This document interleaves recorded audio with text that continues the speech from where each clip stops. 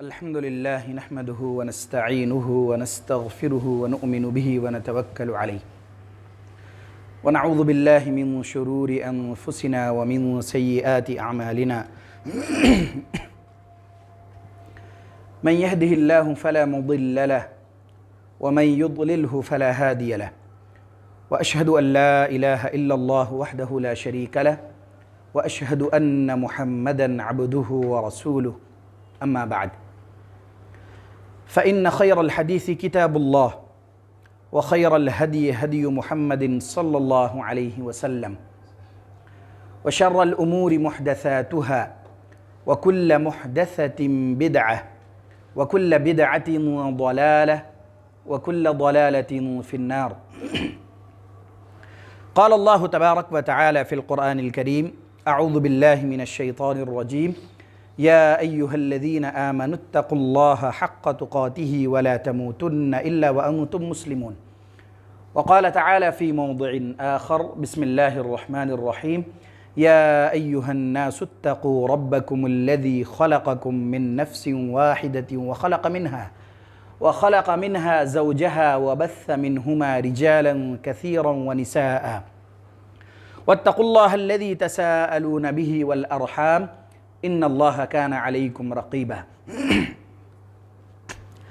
وقال تعالى في موضع آخر أعوذ بالله من الشيطان الرجيم يا أيها الذين آمنوا اتقوا الله وقولوا قولا سديدا يصلح لكم أعمالكم ويغفر لكم ذنوبكم ومن يطع الله ورسوله فقد فاز فوزا عظيما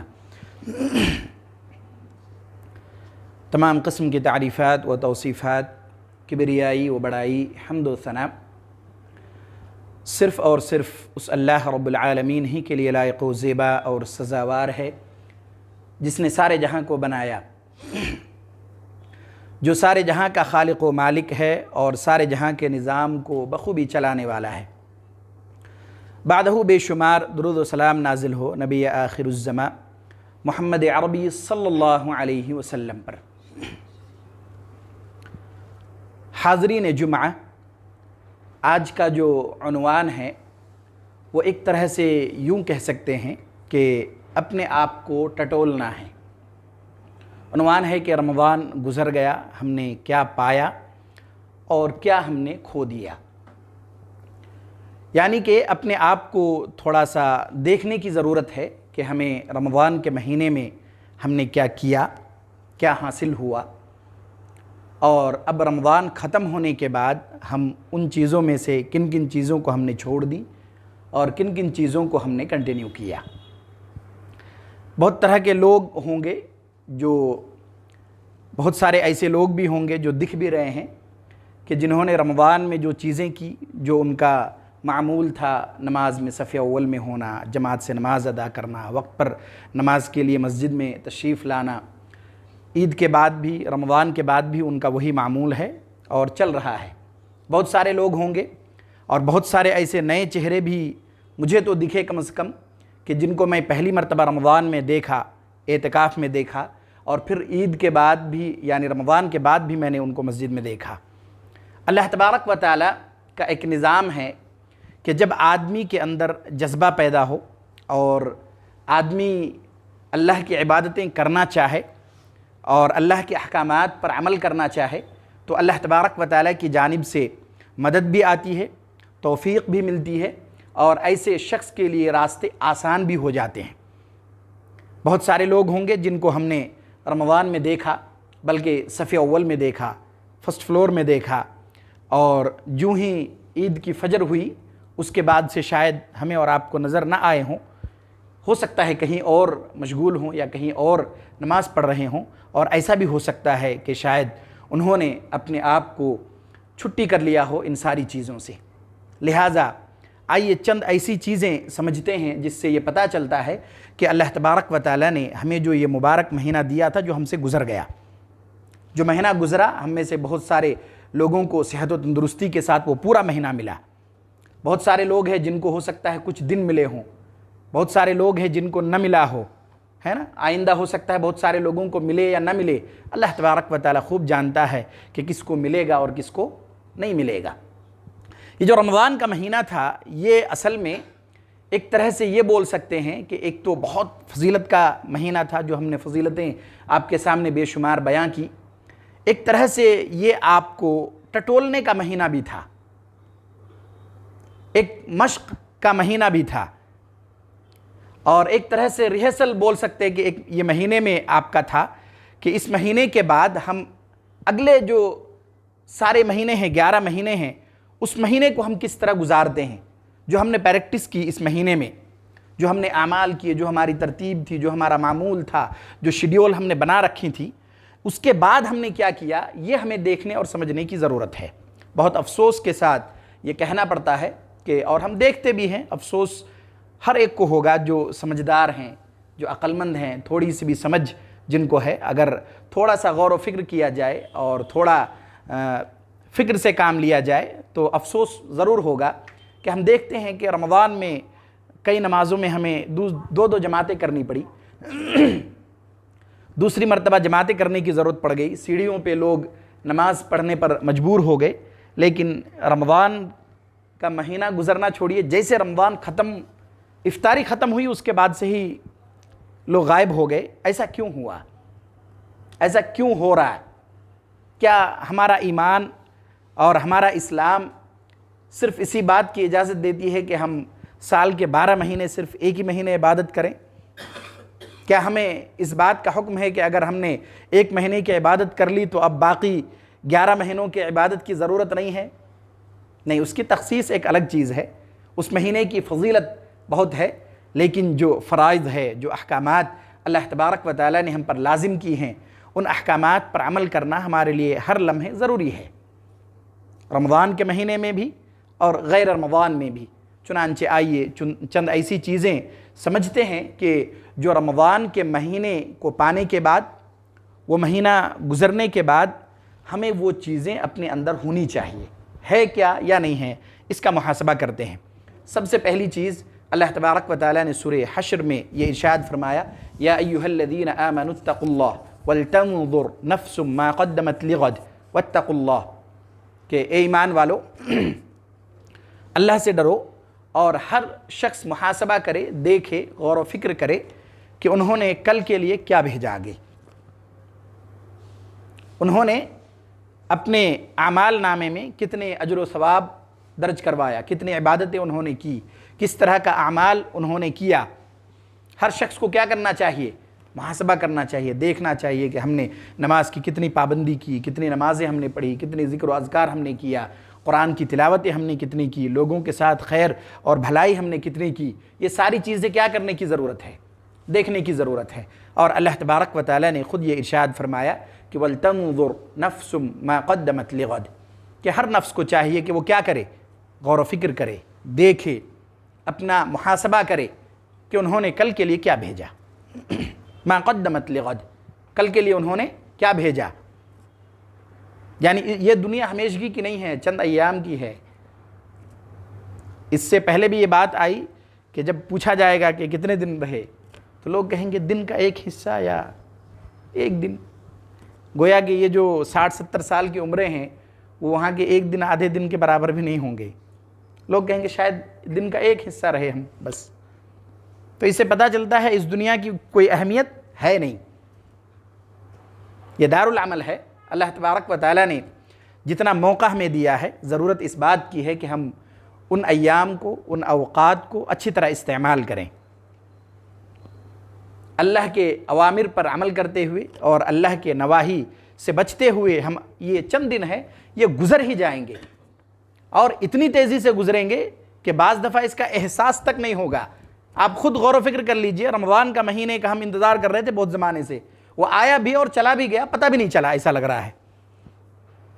رمضان کا مہینہ آیا بھی اور گزر بھی گیا اور ایسا لگ رہا پتہ بھی نہیں چلا۔ تو یہ جو ایام ہیں یہ اتنے جلدی گزریں گے، اور اب آج کل تو ایسا محسوس ہو رہا ہے اتنا جلدی گزر رہا ہے، یہ بھی علامات قیامت میں سے ہے۔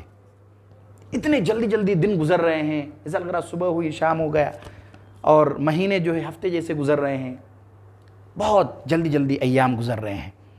ضرورت اس بات کی ہے کہ ہم ان ایام کا استعمال کس طرح کرتے ہیں، اسے دیکھنے کی ضرورت ہے۔ ہم نے ان ایام میں کتنی عبادتیں کل کے لیے بھیجی، اس پر غور و فکر کی ضرورت ہے۔ چنانچہ اللہ تبارک و تعالیٰ نے یہ ارشاد فرمایا وَلْتَنظُرْ نَفْسٌ مَّا قَدَّمَتْ لِغَدٍ وَاتَّقُوا اللَّهَ، اللہ سے ڈرو، ان اللہ خبیر بما تعملون۔ آیت کے اس ٹکڑے کو سمجھ لیجئے نا، اور اس کا احساس اپنے اندر پیدا کر لیجئے، تو پھر لوگ نہیں بھٹکیں گے۔ اللہ تبارک و تعالیٰ نے یہ ارشاد فرمایا ان اللہ خبیر بما تعملون، جو بھی کر رہے ہو اللہ کو خبر ہے۔ چھپ کے کرو، اندھیرے میں کرو، تنہائی میں کرو، بند کمرے میں کرو، کہیں پر بھی کرو، اللہ کو سب پتہ ہے۔ ہو سکتا ہے لوگوں کی نظروں سے ہم کیا ہو جائیں، چھپ جائیں، ماں باپ کی نظروں سے چھپ جائیں، دوست و احباب کی نظروں سے چھپ جائیں، سماج اور معاشرے کی نظروں سے چھپ کر ہم کوئی گناہ کریں، لیکن یاد رکھیے کہ اللہ تبارک و تعالیٰ کی نظروں سے ہم چھپ نہیں سکتے۔ کوئی ایسا پردہ ہے ہی نہیں کہ اللہ کی نظروں سے ہم کیا ہو جائیں، چھپ جائیں، یہ ممکن نہیں ہے۔ اگر اس کا احساس بھی ہمارے اندر ہو جائے تو پھر آدمی کیا ہو جائے، اپنے آپ کو ایک دم بہت محتاط کر لے، وہ کہیں پر بھی ہو، تنہائی میں بھی ہو، بند کمرے میں ہو، کوئی نہ دیکھ رہا ہو، تب بھی وہ کیا کرے گا، ان کے دل میں یہ بات رہے گی کہ نہیں، اللہ تبارک و تعالیٰ کیا ہے، خبیر بما تعملون، جو بھی تم کرتے ہو اللہ اسے خوب جانتا ہے۔ اور وہ خابر بھی نہیں کہا، خبیر کہا۔ خبیر اور خابر میں فرق ہے نا، خابر مطلب خبر رکھنے والا، اور خبیر مطلب اتنا خبر رکھنے والا کہ اس کی انتہا کو پہنچ گیا ہو، سب سے زیادہ خبر رکھنے والا۔ خبیر کا معنی اللہ تبارک و تعالیٰ خوب جاننے والا ہے، اس سے زیادہ جاننے والا کوئی ہو نہیں سکتا۔ تو اللہ تبارک و تعالیٰ نے یہ ارشاد فرمایا کہ ہر آدمی محاسبہ کرے، دیکھے کہ انہوں نے کل کے لیے کیا بھیجا۔ رمضان کے شروع میں ایک آیت تلاوت کی گئی تھی سورہ بقرہ کی، کیا؟ یا ایھا الذین آمنوا کتب علیکم الصیام کما کتب علی الذین من قبلکم لعلکم تتقون۔ تو وہ تو سمجھانے کے لیے کی گئی تھی کہ کیا ہے، رمضان کے روزے اللہ تبارک و تعالیٰ نے تم پر فرض کی ہیں جیسے گزشتہ امت پر بھی فرض کی تھی۔ اس کا مقصد کیا تھا؟ آیت کے لاسٹ کے 2 ورڈ میں اللہ تبارک و تعالیٰ نے بیان کیا لعلکم تتقون، تاکہ تم کیا ہو جاؤ، پرہیزگار ہو جاؤ، متقی ہو جاؤ۔ اب رمضان گزرنے کے بعد یہ دیکھنے کی ضرورت ہے کہ کیا ہم متقی ہو گئے، کیونکہ رمضان کا مقصد تو یہی تھا نا کہ ہم کیا ہو جائیں۔ اللہ تبارک و تعالیٰ نے رمضان کے روزے رکھنے کا مقصد کیا بیان کیا، تاکہ تم متقی اور پرہیزگار ہو جاؤ۔ پہلے یہ سمجھ لیجئے کہ متقی اور پرہیزگار کہتے کس کو ہیں۔ متقی اور پرہیزگار کا اگر بہت آسان الفاظ میں سمجھیں تو آپ یوں کہیے کہ اللہ تبارک و تعالیٰ کے اوامر پر عمل کرنا، نواہی سے اپنے آپ کو بچانا، اور اللہ تبارک و تعالیٰ کے فرمان کے مطابق زندگی گزارنا۔ کیا ہم نے رمضان کے روزے تو ہم نے رکھے، اور ساری تقوی اور پرہیزگاری ہم نے رمضان میں اختیار کی، رمضان کے مہینے میں سارے تقوی اور پرہیزگاری ہم نے اختیار بھی کی، کیا وہ تقوی اور پرہیزگاری اب بھی باقی ہے، یا پھر رمضان کے مہینے کے گزرنے کے ساتھ ہی وہ بھی گزر گیا؟ اللہ تبارک و تعالیٰ نے جب مقصد بیان کیا تو کیا مقصد صرف 1 مہینے کے لیے تھا؟ نہیں، یہ مقصد ہے کہ رمضان کا مہینہ جب پاؤ تو تاکہ تم اس کے ذریعے سے اپنے آپ کو متقی اور پرہیزگار بنا سکو، اور یہ پرماننٹ، جب تک تمہیں عمر ملی، جب تک اس دنیا میں رہو، تب تک متقی اور پرہیزگار رہو۔ بہت سارے لوگ ہیں، اللہ ہم میں سے ہر شخص کو اس بات کی توفیق دے کہ ہم بجماعت نماز ادا کر سکے مکمل طور پر۔ بہت سارے لوگ ہیں جن کو میں خود دیکھ رہا ہوں جو رمضان سے پہلے بھی صف اول میں رہتے تھے، پہلے نماز جماعت سے ادا کرتے تھے، رمضان میں بھی انہوں نے پابندی سے کی، اور رمضان کے بعد بھی وہ کر رہے ہیں۔ تو اللہ تبارک و تعالیٰ نے جو مقصد بیان کیا گویا کہ ان لوگوں نے حاصل کی، جو مقصد اللہ تبارک و تعالیٰ نے بیان کیا اور ہم میں سے ہر شخص حاصل کر سکتا ہے۔ جب اللہ تبارک و تعالیٰ نے رمضان ہم میں سے ہر شخص کے لیے تھا، اور آج کا عنوان بھی رکھا اسی لیے گیا تاکہ ہم باتیں کچھ آپ کو سمجھا سکیں، اور اس بات کا احساس ہم اپنے اندر پیدا کر سکیں کہ جو چیزیں ہم نے رمضان میں کی، رمضان کے بعد بھی اسے کرنے کی ضرورت ہے۔ اللہ تبارک و تعالیٰ نے یہ ارشاد فرمایا لعلکم تتقون، تاکہ تم پرہیزگاری اور تقوی اختیار کر سکو۔ کیا ہمارے اندر تقوی اور پرہیزگاری آئی یا نہیں آئی؟ کیونکہ ابن ماجہ کی روایت ہے، اللہ کے نبی صلی اللہ علیہ وسلم نے یہ ارشاد فرمایا رب صائم لیس له من صیامہ الا الجوع ورب قائم لیس له من قیامہ الا السحر، کہ بہت سارے روزے دار ایسے ہیں کہ ان کے روزے سے انہیں بھوک کے علاوہ کچھ حاصل نہیں ہوتا۔ یعنی اگر ہم نے روزہ رکھا، تقوی اور پرہیزگاری نہیں آئی، خیر اور بھلائی نہیں آیا، تو پھر روزہ کیا کام کا ہوا؟ وہ تو صرف بھوکا رہنے والا مسئلہ ہو گیا نا۔ اگر رمضان کے روزے کا جو مقصد ہے وہ مقصد ہم نے حاصل نہیں کر سکا، وہ مقصد ہمیں حاصل نہیں ہوا جو ہم نے ایک مہینے پریکٹس کی، بہت پابندی سے ہم نے نمازیں پڑھی ہے نا، وقت سے پہلے ہم حاضر ہوئے، اور اگر رمضان کے بعد ہم نے پھر وہ پابندی کو کنٹینیو نہیں کیا تو پھر کیا فائدہ ہوا؟ جو نمازیں ہم نے رمضان میں پڑھی پابندی سے، اگر رمضان کے بعد اسے کنٹینیو ہم نے نہیں کیا تو پھر اس کا فائدہ کیا ہوا؟ چنانچہ اللہ کے نبی صلی اللہ علیہ وسلم نے یہ ارشاد فرمایا کہ بہت سارے ایسے روزے دار ہیں کہ جن کا روزے سے انہیں کچھ حاصل نہیں ہوا سوائے بھوک کے، صرف انہیں کیا حاصل ہوا؟ صرف بھوک حاصل ہوا۔ اور آگے اللہ کے نبی صلی اللہ علیہ وسلم نے یہ ارشاد فرمایا وَرُبَّ قَائِمٍ لَيْسَ لَهُ مِنْ قِيَامِهِ إِلَّا السَّحَرُ، اور بہت سارے ایسے لوگ ہیں کہ جنہوں نے قیام کیا رمضان میں، تہجدیں پڑھی، تراویح انہوں نے پڑھی، لیکن پھر اس کو بعد میں کنٹینیو نہیں کیا۔ نفلی چیزیں ہیں، سنت ہے، لیکن جب اللہ تبارک و تعالیٰ نے ہمیں موقع دیا، ہم نے پریکٹس کی، تو گویا کہ اس کو بھی ہم کیا کر سکتے تھے؟ کنٹینیو کر سکتے تھے، اور بہت سارے لوگ کرتے بھی ہیں۔ ان کا صرف رمضان کا معمول نہیں ہوتا، اور غیر رمضان میں بھی کرتے ہیں، جیسا ان کا معمول غیر رمضان میں تھا رمضان میں بھی ہوتا ہے، رمضان کے بعد پھر ویسے ہی ہوتا ہے۔ اس کے بعد آئیے کہ زبان کا اچھا استعمال۔ رمضان میں ہم نے اپنے آپ کو روک کر رکھا کہ ہم کسی کی غیبت نہیں کریں گے، چغلی نہیں کریں گے، کسی کو برا نہیں بولیں گے، کچھ ایسی چیزیں اپنی زبان سے نہیں نکالیں گے کہ کسی کو کیا ہو جائے، تکلیف ہو جائے، کسی کے دل کو ٹھیس پہنچے۔ اب دیکھنے کی ضرورت ہے کہ کیا ہم نے رمضان کے بعد بھی وہی چیزیں کنٹینیو کر رہے ہیں یا نہیں بدل گیا ہو، کہ رمضان کے بعد ہم غیبت اور چغل خوری میں لگ گئے، ایک دوسرے کی نقص اور کمیاں ڈھونڈنے میں اور عیب تلاشنے میں لگ گئے، اور ایک دوسرے کی خامیاں تلاشنے میں لگ گئے، ایک دوسرے کو برا بھلا کہنے میں لگ گئے۔ نہیں، جب ہم نے اپنے آپ کو رمضان میں روکا، اور بہت آسانی سے روکا، جب ہم نے اپنے آپ کو رمضان میں روکا اور بہت آسانی سے روکا، اور یہ ایک طرح سے ہمارے لیے مشق تھا، ایک پریکٹس تھی کہ ہم نے رمضان میں روکا، اس کا مطلب دیگر ایام میں بھی روک سکتے ہیں۔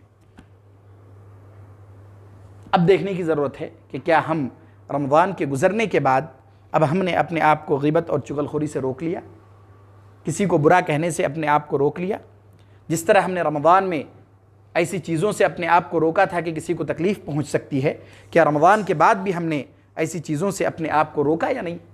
بخاری کی روایت ہے، اللہ کے نبی صلی اللہ علیہ وسلم نے یہ ارشاد فرمایا، حضرت ابو ہریرہ رضی اللہ تعالی عنہ سے روایت ہے، وہ کہتے ہیں کہ آپ صلی اللہ علیہ وسلم نے یہ ارشاد فرمایا من لم يدع قول الزور والعمل به فليس لله حاجة في ان يدع طعامه وشرابه، کہ اللہ کے نبی صلی اللہ علیہ وسلم نے یہ ارشاد فرمایا کہ جس نے بری باتیں نہیں چھوڑی، اس طرح کی باتیں نہیں چھوڑی جو لوگوں کو تکلیف دے ہو، اس پر عمل کرنا نہیں چھوڑا، تو اللہ کو کوئی ضرورت نہیں ہے اس آدمی کے بھوکا پیاسا رہنے کی، اس شخص کے اس بات کی کوئی ضرورت نہیں ہے کہ وہ کھانا پینا چھوڑ دے، اس کے روزے کا کوئی فائدہ ہے نہیں۔ اس لیے جب یہ سن کر ہم نے رمضان میں یہ چیزیں چھوڑی، روزہ ہم نے رکھا، تو اب ہمیں رمضان کے بعد بھی کیا کرنا چاہیے؟ ان چیزوں سے اپنے آپ کو بچنا چاہیے۔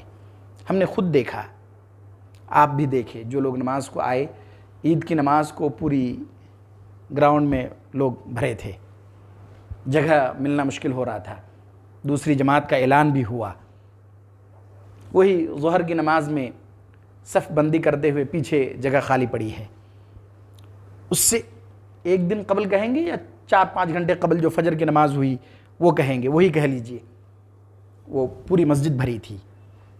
ایسا کیوں ہوا؟ بہت افسوس کی بات ہے نا، حقیقت تو ہے، جو ہم اور آپ مشاہدہ تو کر رہے ہیں، حقیقت تو ہے۔ کیا عید کے دن ظہر کی نماز اللہ تبارک و تعالیٰ نے اس میں کچھ رخصت رکھی ہیں کہ آپ گھر میں پڑھ لیجئے یا بعد میں پڑھ لیجئے، ایسا کوئی رخصت ہے نہیں۔ جس طرح ہم پر جماعت کے ساتھ نماز ادا کرنا فرض دوسرے ایام میں ہے، وہ عید کے دن بھی ہے، اور یہ چیزیں عید کے دن کے بعد سے ہی شروع ہو جاتی ہیں۔ پھر پہلا فلور بھی بھر گیا تو دوسرا بھی بھر گیا تو غنیمت ہے۔ ایسا کیوں ہوتا ہے؟ اس پہ غور و فکر کی ضرورت ہے۔ جب اللہ تبارک و تعالیٰ نے ہمیں موقع دیا، سارے پریکٹس ہم نے کر لی، ساری چیزیں ہم نے اچھی طرح سے انجام دے دیا رمضان کے مہینے میں، تو ہم رمضان کے بعد وہ کیوں نہیں کر سکتے؟ بہت آسانی سے کر سکتے ہیں۔ یاد رکھیے یہ شیطان کا حربہ ہے۔ ہو سکتا ہے ذہن میں آپ کے دل و دماغ میں یہ بات، یہ وسوسہ وہ ڈال دے کہ رمضان میں عبادتیں تم نے بہت کر لی، اب تھوڑی کوتاہی بھی ہوئے تو کوئی حرج نہیں ہے۔ اپنے آپ کو ان وسوسوں سے بچائیے۔ شیطان کے نقش قدم پر چلیں گے، وہ آپ کو برائی کا ہی حکم دے گا، لہو و لعب کا ہی حکم دے گا، کیونکہ شیطان انسان کا سب سے بڑا دشمن ہے۔ وہی بھٹکائے گا سیدھے راہ سے۔ جب ہم جو چیزیں بآسانی رمضان میں کر سکتے تھے، رمضان کے بعد وہ کیوں نہیں کر سکتے؟ اس کے بعد گناہوں سے دوری، ہم نے اپنے آپ کو سارے گناہوں سے دور رکھا رمضان میں، اپنے آپ کو سارے گناہوں سے دور رکھنے کی کوشش کی۔ اب دیکھنے کی ضرورت ہے کہ کیا رمضان کے بعد بھی ہم وہ کنٹینیو کر رہے ہیں یا نہیں کر رہے ہیں۔ اگر نہیں کر رہے ہیں تو پھر کیا فائدہ؟ اگر نہیں کر رہے ہیں کہ اپنے آپ کو گناہوں سے رمضان کے بعد بھی نہیں بچا رہے ہیں تو پھر کیا فائدہ؟ ایک مہینے ہم نے بچایا اور اس کے بعد 11 مہینے تک چھٹی ہو گئی، نہیں، کیا فائدہ؟ اللہ کے پاس بہت سخت پکڑ ہوگی۔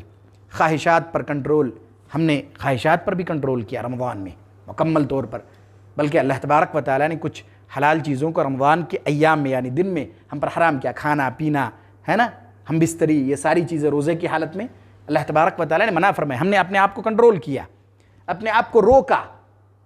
تو جو چیزیں سرے سے حرام ہیں ان چیزوں سے روکنا بہت مشکل ہے؟ نہیں، کیوں مشکل ہوگا؟ جو چیزیں ہم پر حلال تھیں، اللہ تبارک و تعالیٰ کا حکم ہوا اور وقتی طور پر ہم پر ان چیزوں کو کیا کیا گیا؟ حرام کیا گیا کہ روزے کی حالت میں ہم کھانا پینا، ہم بستری، ان چیزوں کو، لہو و لعب، ان چیزوں کو نہیں کر سکتے۔ تو ہم نے اپنے آپ کو کیا کیا؟ بہت آسانی سے روکا۔ کوئی دشواری ہوئی کسی کو؟ کچھ بھی دشواری نہیں ہوئی۔ لیکن جو چیزیں سرے سے حرام ہیں ان چیزوں سے بچنا دشواری ہوگا؟ کیوں ہوگا؟ یہ ہم اپنی ذہن کو بناتے ہیں۔ ہم نے اپنے نفس پر ہمارا کنٹرول نہیں ہے، ہم نے اپنے آپ کو شریعت کے ڈھانچے میں نہیں ڈھالا، اس لیے ہمارے لیے دشواری ہو رہی۔ تو جو چیزیں شروع سے ہم پر حرام ہیں ان چیزوں سے بچنا تو سب سے پہلے لازمی ہے۔ اپنے آپ کو ان چیزوں سے بچانے کی ضرورت ہے۔ ہمدردی اور غمخواری ہم نے رمضان میں خوب کی، ہم نے ضرورت مندوں کو دیا، ہے نا، جن کے پاس نہیں تھی ہم نے ان کی مدد کی، بہت اچھی بات ہے۔ ضرورت اس بات کی ہے کہ رمضان کے بعد بھی ان چیزوں کو رکھنے کی ضرورت ہے۔ کیا جن کو ہم نے دیا رمضان میں وہ رمضان کے بعد امیر ہو گئے، یا ان کی ضرورتیں مکمل طور پر پوری ہو گئی؟